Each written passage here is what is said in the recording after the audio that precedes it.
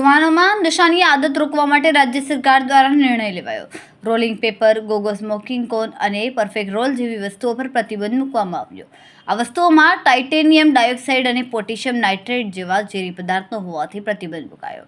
ગુજરાત રાજ્યના તમામ પાન પાર્લર, ચાની દુકાનો અને કરિયાણાની દુકાનોમાં આ વસ્તુઓ રાખી શકાશે નહીં। સુરતની વરાછા પોલીસ દ્વારા હાથ ધરવામાં આવ્યું પાનના ગલ્લા પર ચેકિંગ। અલગ અલગ પાનના ગલ્લાઓમાં ગોગો પેપર સહિતની સામગ્રીના વેચાણ બાબતે પોલીસ દ્વારા તપાસ હાથ ધરવામાં આવી। વરાછા પોલીસ સ્ટેશનના સ્ટાફ દ્વારા દુકાનોમાં તપાસની કામગીરી હાથ ધરવામાં આવી। દુકાનદારોને પ્રતિબંધિત વસ્તુઓનું વેચાણ ન કરવા કડક સૂચના પણ આપવામાં આવી।